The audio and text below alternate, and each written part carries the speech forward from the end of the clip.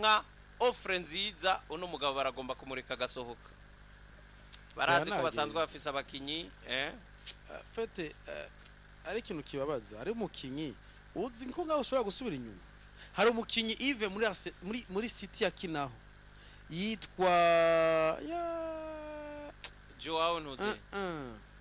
Wigipara yakina ku ruhande rw'ugwa nimero 3 yitwa Fabien Delve yahori ikorera hazaragiye ndiraza kurizana kuri 3 inyuma kuri City ibintu vya harimo eherezwa na O nimba ari umutaliyani nimba ari umunyandi ikorera razara ko nta kuri 3 imyaka yavuba yake nk'imyaka nk'ita canke Nicolaro nk'imyaka nk'itatu y'abakora bavune bakokera kibagiye gikina muri no mwakikina muri Shakhtar Donetsk umenga ntaco ngira raza kuza bamwikora mumbwiye we yarabumenyera bwa tudagiye mu ya equipe nshobora kuba mbona yuko yo no yakinamo Zichenko ajya ariko ari yica iyo ugiye mu mugwe ko Zichenko bivugwa yuko Arteta yaramukunda yarakunda ingene ari polyvalent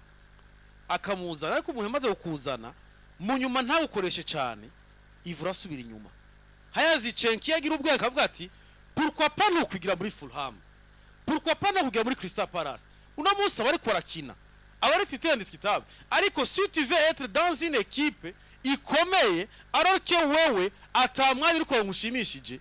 hari gihe nande baki batazokurondera uno munsi azomushira ku isoko imigwi ingene citinya uyu ava muri City muri Arsenal kuri wa mushahara awugabanya gatoyi ariko niye equipe izomuzana ivuga ati uyu mukinyi ahembwa dizo nka 12 million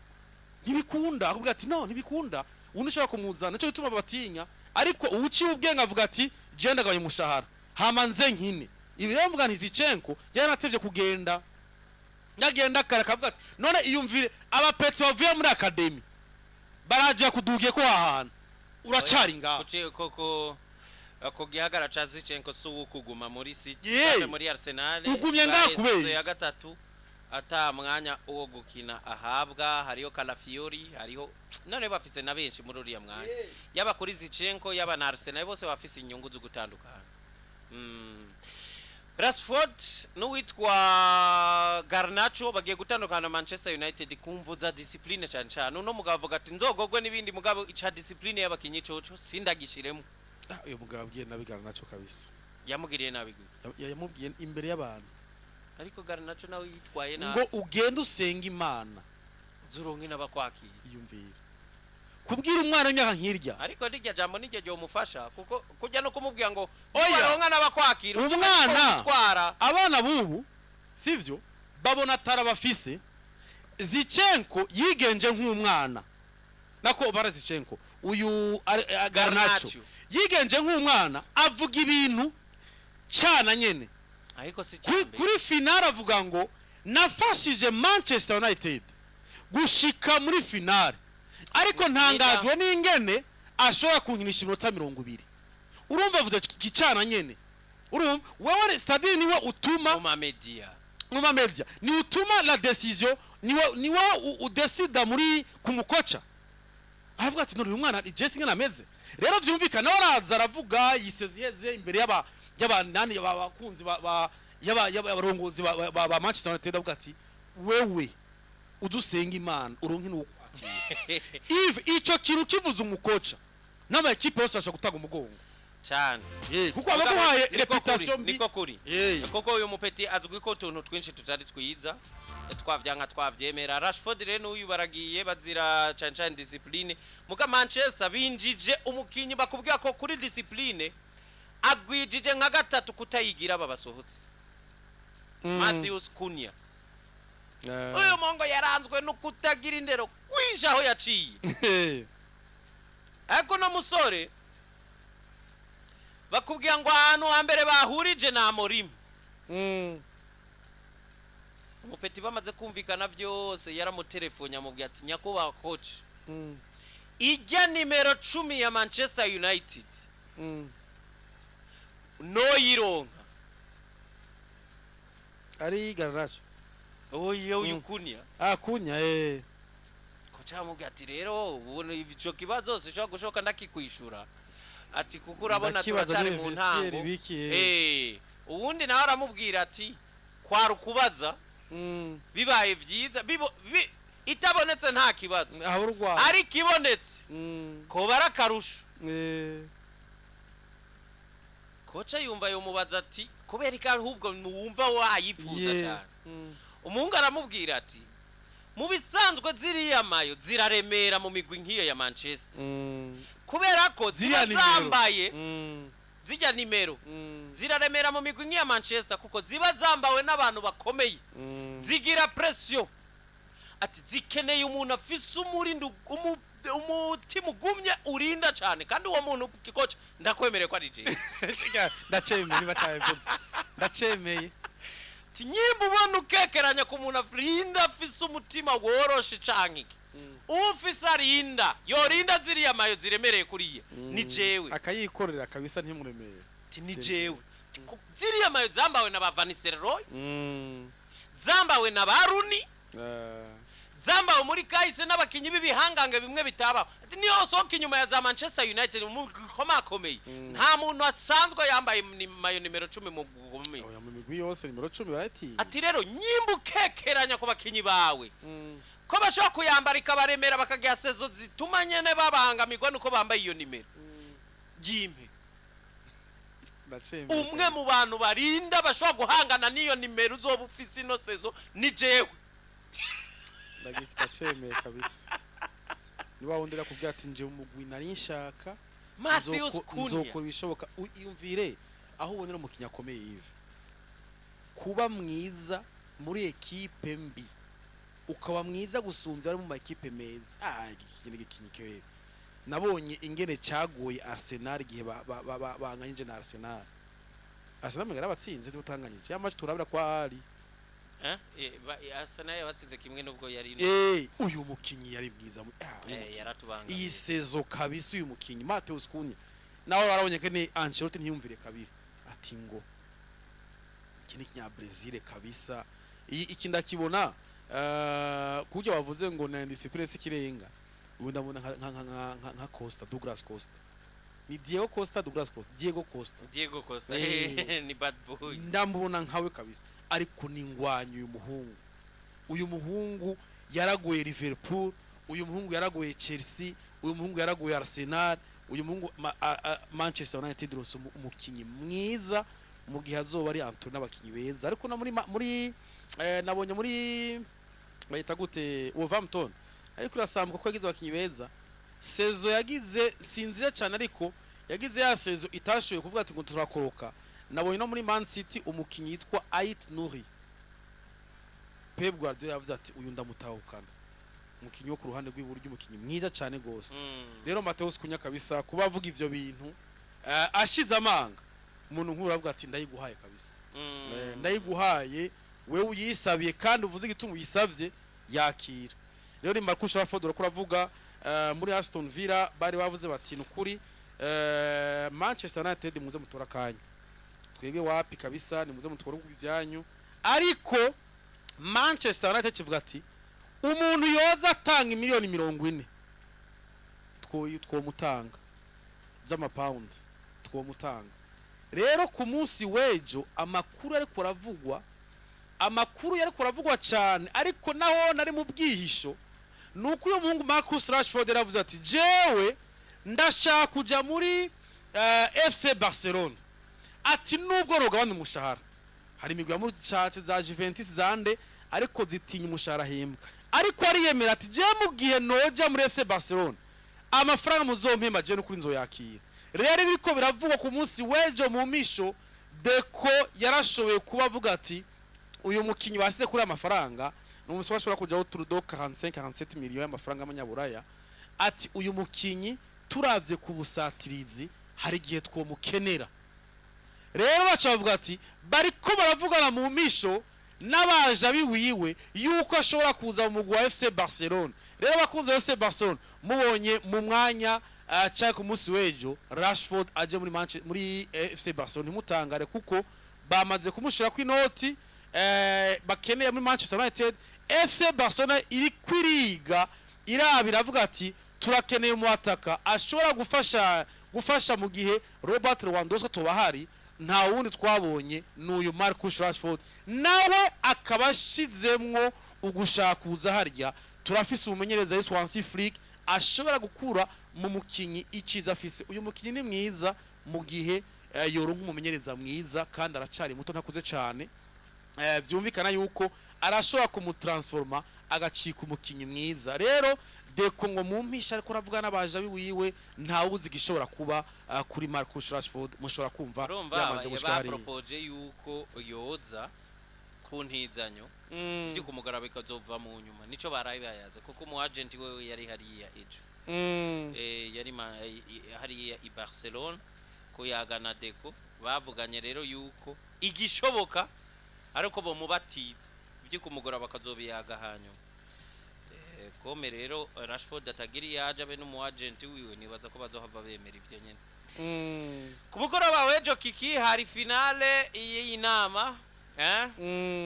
inama rukokoma yakoranye Chelsea bafata ijambo baragiganzira nubwo barifashe batevye ariko witwa Anthony yabonetse mu marira menshi cyane inyuma y'urukino uwitwa Reece James aragenda aramwegera ati ariko ni wiyakire byakire nyene finani ko bimeze ati birabaho kuyitsinda canke kuyitakaza Anton aramwongorera terege kimba baje sicu ntakaje bikombe bibiri oya ngira nsubire muri Manchester United tikinangaje no ikimba baje no ko ari urukino rwa nyuma nginye muri Real Betis umukopo wanje wezo no mu ngira nsubire y'amashetana ngira nsubire mu maganya ariko kiki ino sisinze ingene imeze ibihe byiza byama byihuta kurangira mu buzima bw'umuntu ibihe byiza birihuta imisi yose uno mugabano mezi angahe atandatu amaze muri no equipe ngira ngo namezi meza ku rugero ntashobora kugusigurira paraporo ivyo yabayemwo i Manchester kuba rero ivyo bihagaze ngaha n'uburyohe yagize buri yakeke no gukina finale hajya ntugire ngo ntibyari byiza oya ni byiza umukinyi umenga nabavuze wafise ibitsindo indwi paze zive zitanu muri Manchester United afise ibitsindo bibiri muri match nka 20 na zingahe n'umukinyi mwiza rero bugi ntizanye ntizanye kuko nabakinyi bake yive nabonye isezo batijijwe bagumye aho bari benshi bagiye rero uyu gusubira hariya n'umukinyi atahuza cyane gose n'uya Morim n'umukinyi avuga ati aho nsubiye kabisa oya yari Ten Hag yigeze vyemera Ten Hag niwe yamuguze ahubwo byaramunaniye kumukoresha ariko Morim we yaje byaramaze kwanka ariko aribaza ati je ko namerewe neza ngaha ariko uko biri kose inoti Manchester United suko Real Betis mwanza inoti Manchester United ishaka Real Betis ntayifise ivuga ati tunashobora gutanga amafaranga rero nagaruke hariya rero vyumvikane umukinyi birabaje kabisa gutakaza final twokwita yuko agiye mu atakaje final kabiri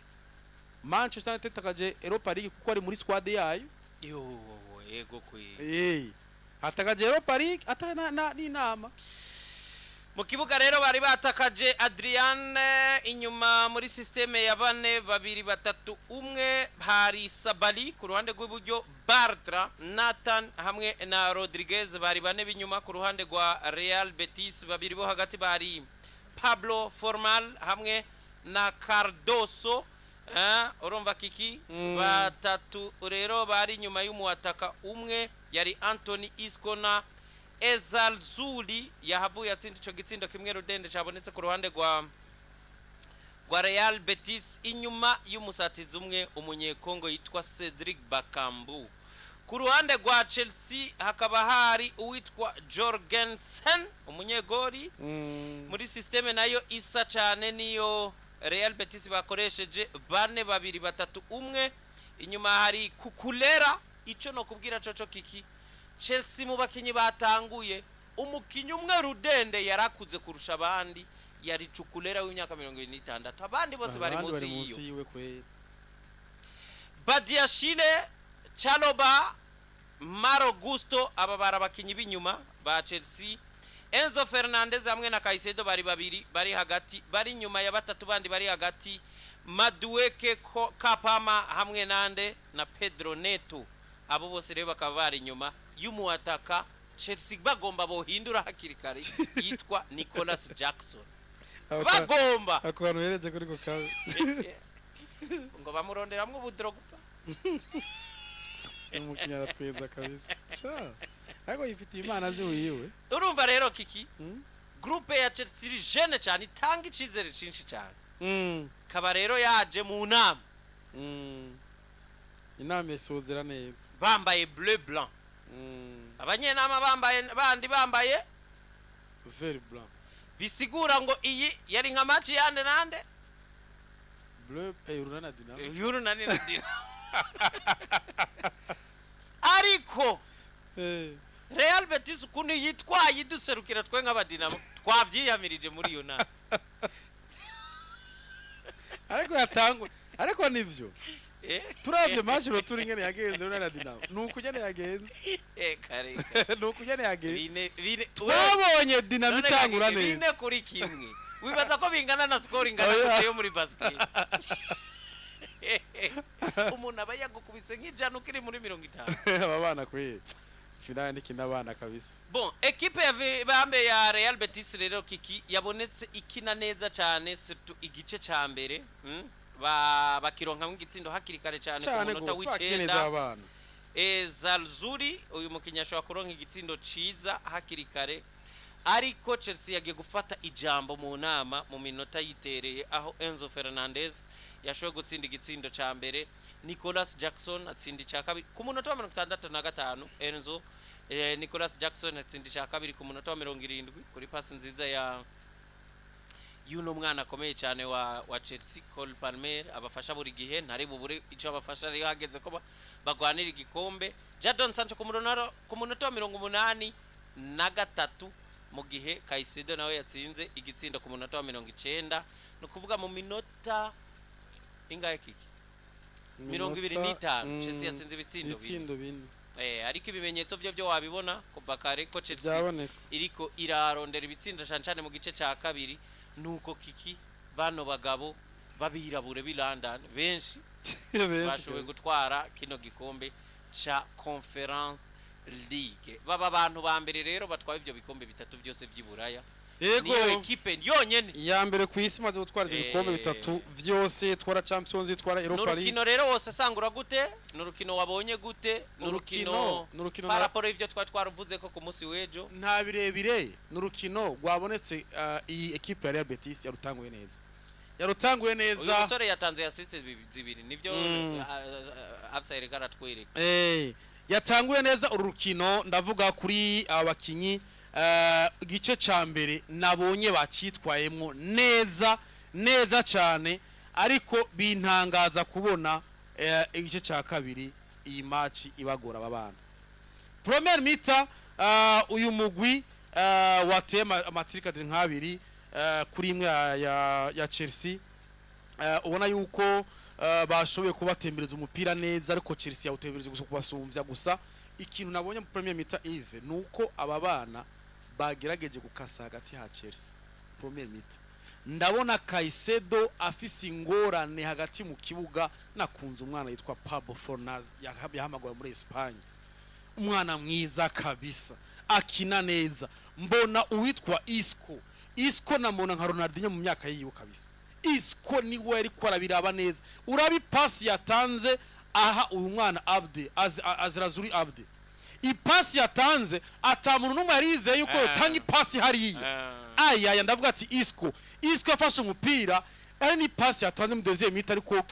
n'ubwana nyene n'umwana abana badakina nane finale batamenye ama finale, ariko Isco wabona yuko ari wa mukinyi d'experience amaze gukina finale nyinshi azitahura. Ariko muna Premier mita Chelsea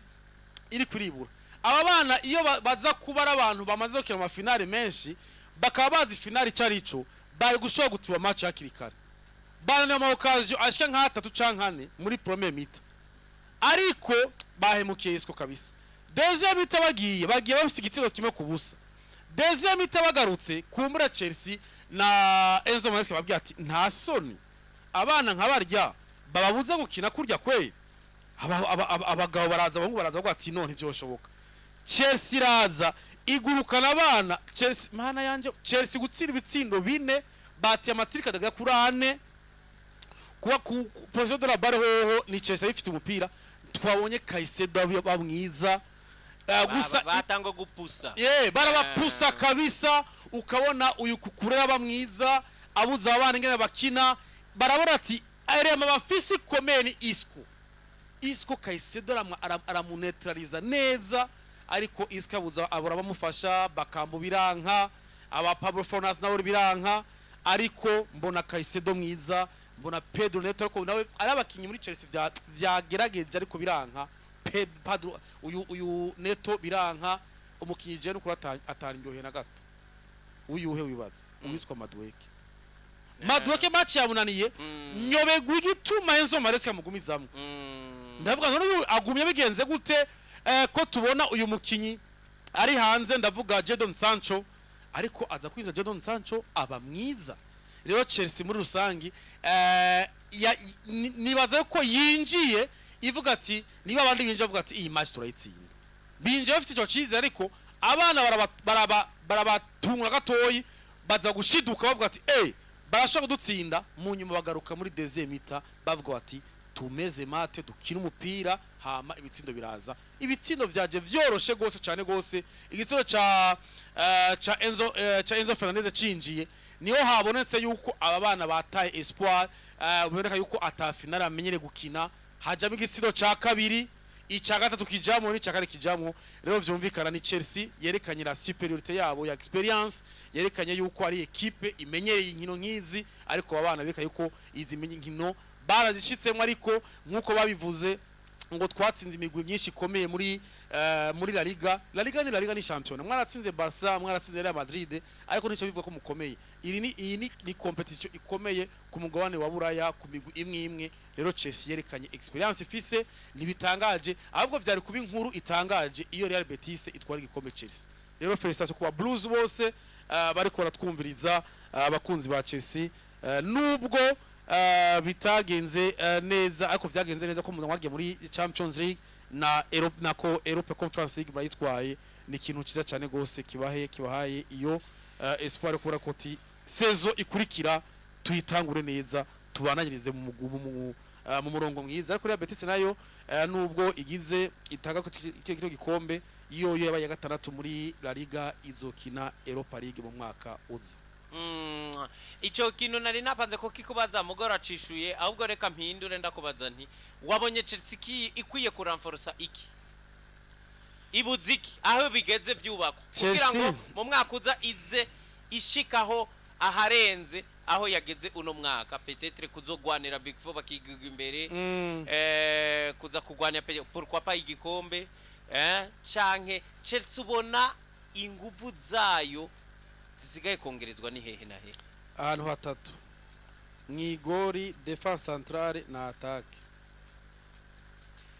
mu buryo bumeze gute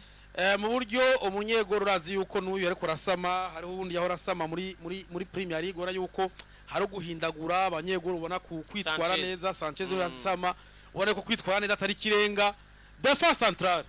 urabe barakwiye umunyegori do class mondial umunyegoro do class mondial waundi aguha igikombe apana ibikombe nkibi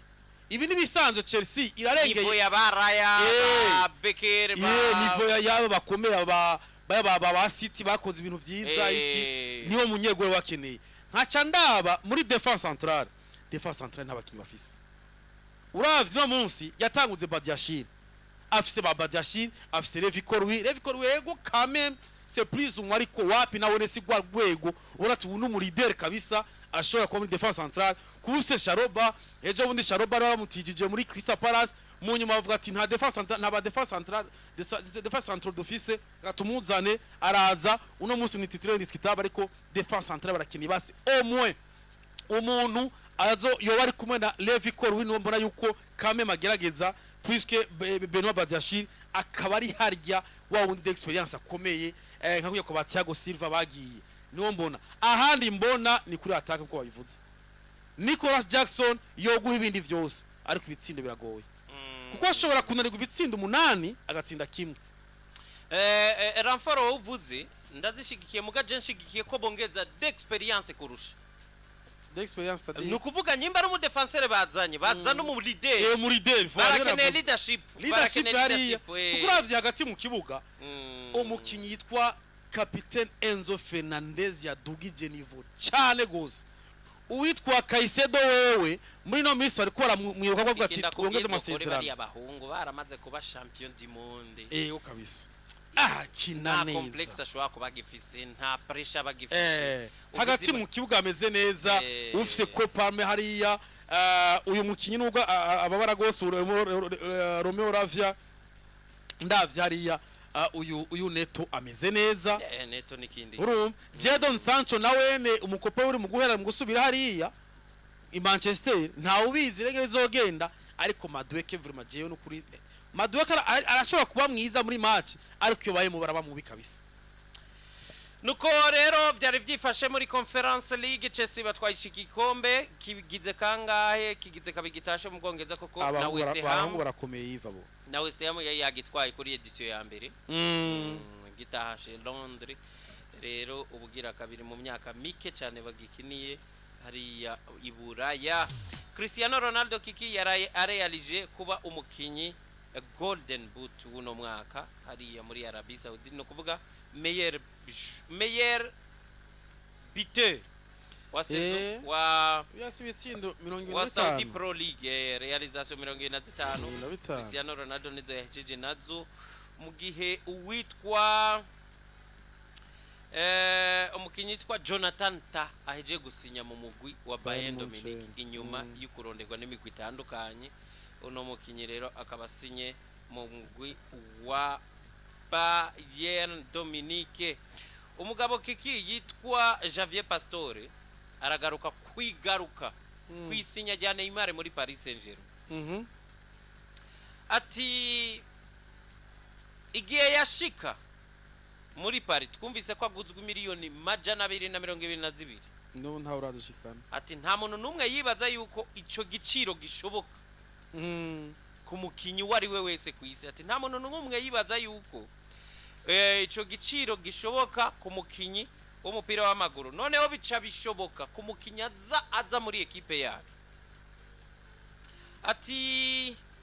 twabona ari amafaranga menshi cyane aguzwe umukinyi mugabo tumaze gutunga Neymar ivyo twamubonana mu myimenyerezo ivyo twamubonana mu mamaci twese twahurije ku ijambo rimwe ko cagicira ni na gitoya. Ajya kikina kubwitsa ukuri uyu muhungu yagize amahigwe makenyene ivyo byo kwihenda kuri za decision ko benshi bemeza ko iriya 2017 yo yigumira Barcelona yari gushobora gushika ku bintu bikomeye birenze urumva ariko kandi izo mvune zabangamiye kariyeri yiwe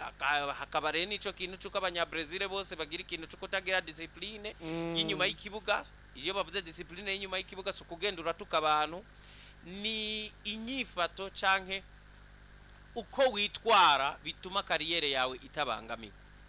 Kindi naco no mukinyo wa skills menshi amafente acenga gucenga nago buriya kiki mu mupira ke bifristra ba defenseur cyane gose bakunda kumukubita cyane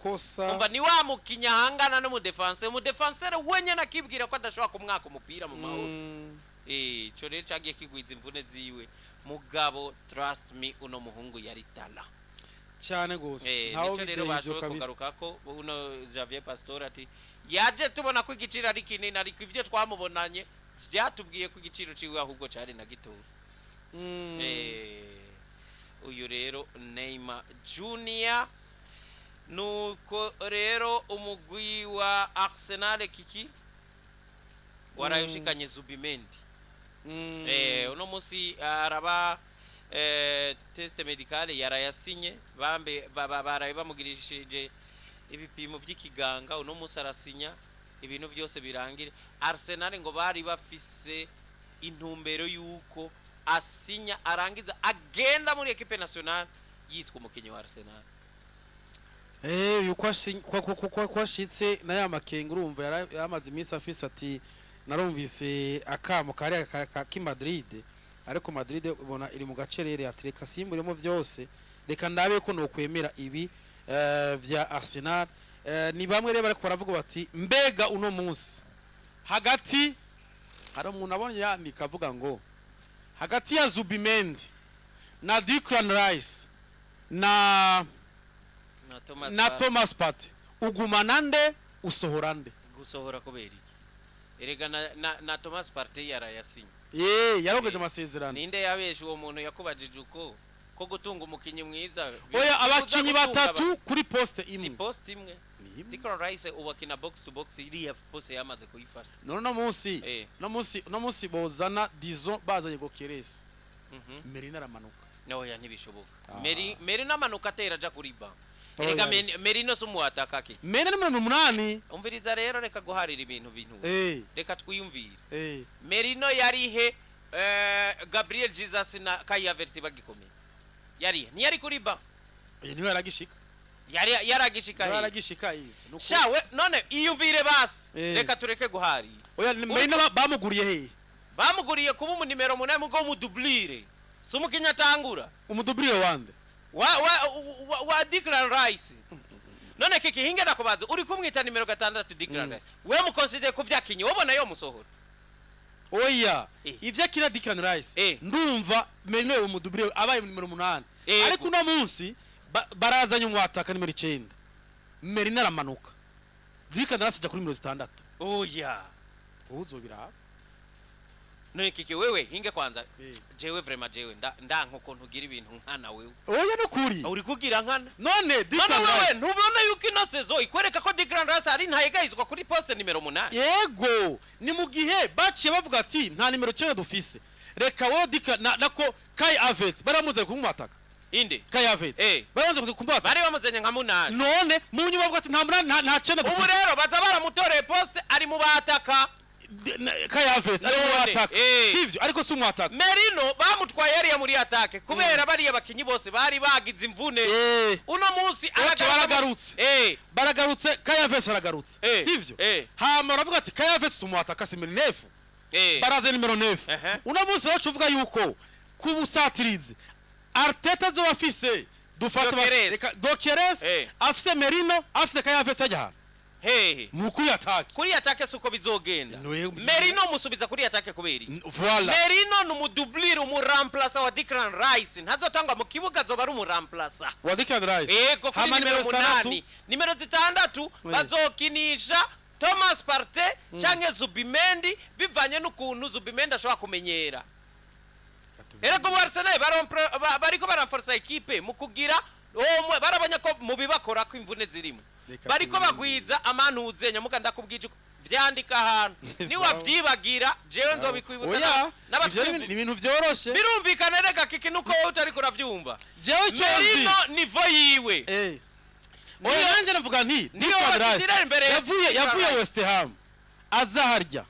ari nimero zinga comme numero 6 none ariko uwitwa ntuzenya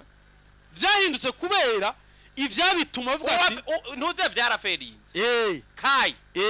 baca basanga ahubwo mu bataka bafisa arabarusha aca yifatira umwanya kuri numero 9 ubwo nyene Declan Rice na Thomas Partey baca bakina umwe ari numero 6 no mu sentinel undi akina ntuzenya ivyo rero ivyo vyarafashe uno munsi rero kwiyumvira ngo Merino yoza kuri 8 ilfo kubanza kwiyumvira Merino paraporo y'ivyo ntuze Declan Rice aza yaratweretse yobikina neza ahubwo ubu Declan Rice impamvu igira kabiri tegezwa kumugumiza kuri 8 nuko Declan Rice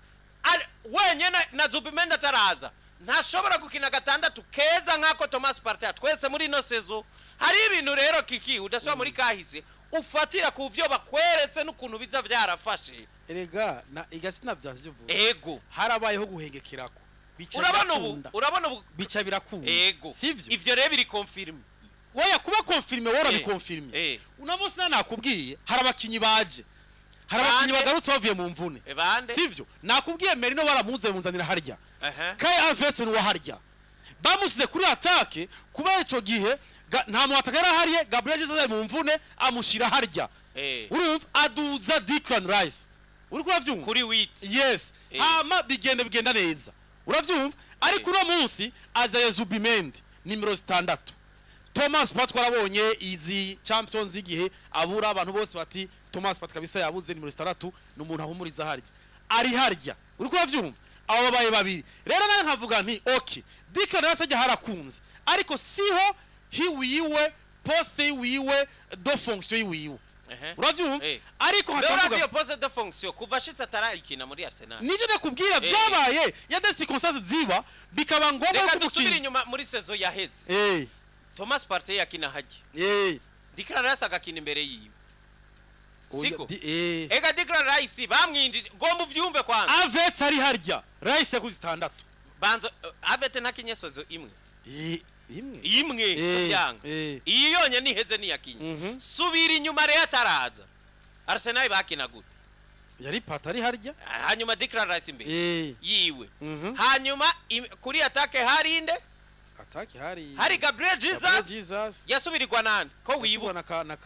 muri Crystal Palace Kaketia urumva nuko vyari bicafye rero Declan Rice kuva shitse yaje gusubirira umugabo yitwa Granit Xhaka